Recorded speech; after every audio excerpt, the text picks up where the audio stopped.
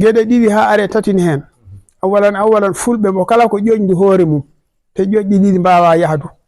nduya ƴoƴa tan nduya fuuya ɗi jahda walla nduya hange ɗi jahda kono ɗiɗi fof siɗi ƴoƴi ɗi jahdata te enen mo kala ko ƴoƴndi hoore mum ko en welsindiɓe woni ko en sagginiɓe joni noon sa dañi hunde a sagginorinde goɗɗo naɓande walla naɓatande ɗum tagi galleji keddi ɗi jeehi gacci en par ce que ko kala en fuynat in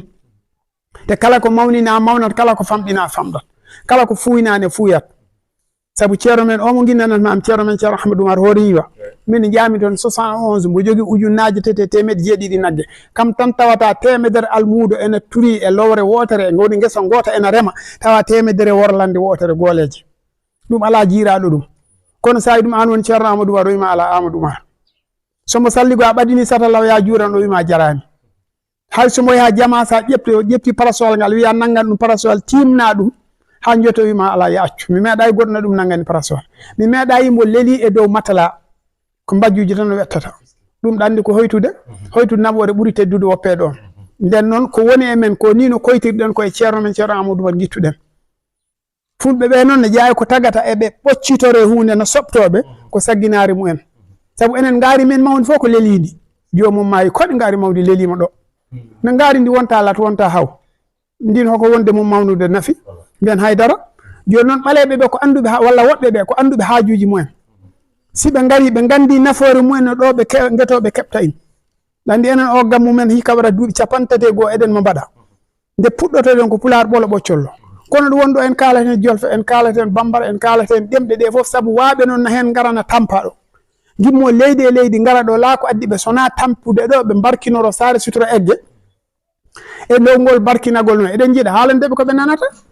si tawi neɗɗo ari ko joolajo o nanani so wona joolare an ɗa haala ɗa yiɗi ko yo naftoro ko kalata ko est ce que a waɗanta ɗum e ɗemgal ngal o nani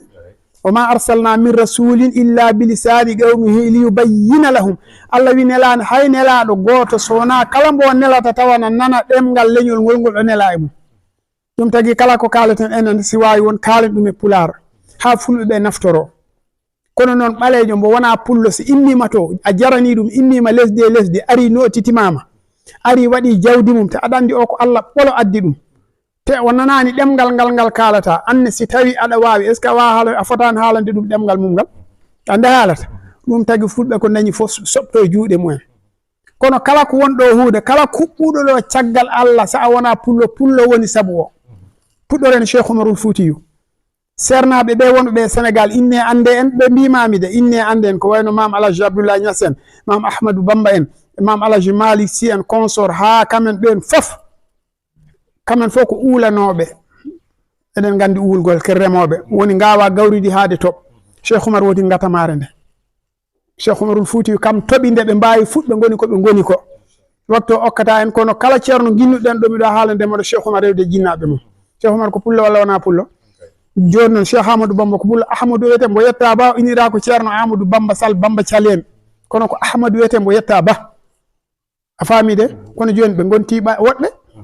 oko waɗi hen fulɓe ɓe belsidi walla wona mam Alaji Malick Sy Tiwawon si o yetta nene mum weele yetta kono ayi en belsinima enen fuu ɓe ha woɓɓe ƴefti ɗum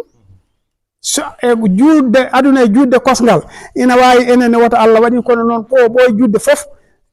jolfuɓe ɓaleɓe garat keɓtayn ko tagui mi wiide noon min miɗa laarama tan ko Elimane Ka hay sa fuɗno gal Allah adi kanƴe miɗa laara ka ɓi Demba Ka tan pari ala yomi laar ko Allah waɗe mako ɗum woni ko tardini en saabu ni no woɓɓe gimmorto won immotoɓe ha Gambi ɓe gimmo Casamance ɓe gimmo Mali ɓe gimmo Tamba gara hawride gammu saare sutura egge ɗo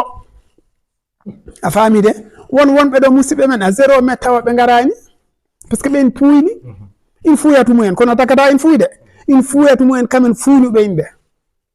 kono tagani in fuuyi saabu woɓɓe ne gara ɗo naftoro jiiya nafoore nde